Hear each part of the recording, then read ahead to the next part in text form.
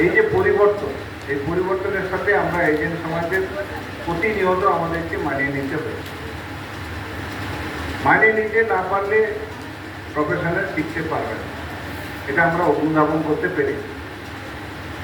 পাশাপাশি এই বছর যে পরিবর্তনগুলো এসছে,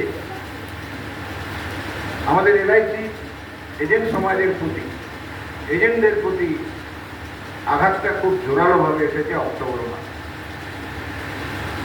সেই অক্টোবর মাসে যে আঘাতটা এসেছে, সেটা আমাদের এজেন্ট সমাজের মধ্যে একটা ভালোভাবেই একটা প্রভাব ফেলে আমরা লক্ষ্য করেছি সংগঠনগত।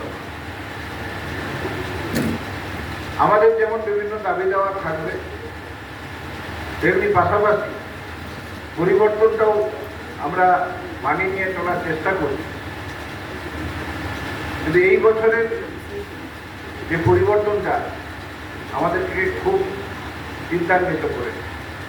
একসঙ্গে সামের সুদ দ্বিগুণ করে দেওয়া, প্রিমিয়াম 8% বাড়িয়ে দেওয়া এবং আমাদের কমিশন 7% কমে যাওয়া, এই যে ত্রিমুখী আক্রমণ, এতে এজেন্ট সমাজ কিছুটা বিচলিত হয়েছে।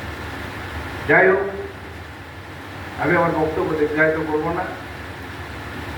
এই ৭০তম দিবসে আমরা এটাই অঙ্গীকার করতে চাই যে আমাদের প্রাণের প্রিয় মাতৃসম ভারতীয় জীবন বিমা নিগম আগামী দিনে তার আরও উজ্জ্বল দৃষ্টান্ত স্থাপন করবে, এই আশা ভরসা আশ্বাস রেখে সবাইকে আরেকবার সুস্বাস্থ্য এবং অভিনন্দন জানিয়ে আমি আমার বক্তব্য শেষ করছি।